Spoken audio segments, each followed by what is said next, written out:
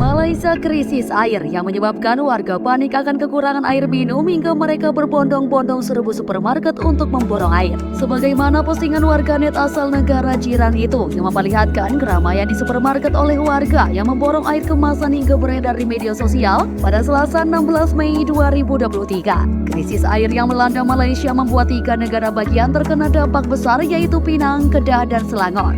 Informasi dari berbagai sumber penyebab krisisnya air di negara Malaysia itu lantaran pemasok air terbesar yaitu Sungai Madu mengalami penurunan air secara tiba-tiba. Menurutnya ketersediaan air di Sungai Madu air Kedah Malaysia itu juga berdampak pada bendungan Penang yang membuatnya jadi surut secara drastis.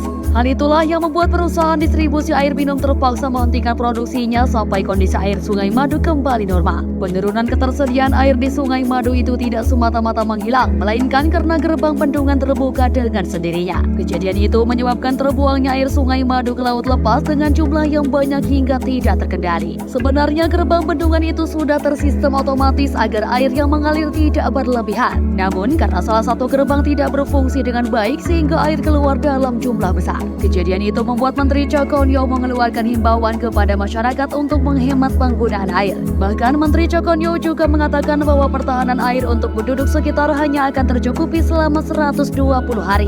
Hal itulah yang melatar belakangi warga mengalami panik buying air hingga berbondong-bondong membeli air kemasan di supermarket dengan jumlah banyak. Krisisnya air di beberapa wilayah Malaysia membuat warga khawatir akan kelangkaan air minum hingga membuat panik buying dengan memborong air kemasan di supermarket.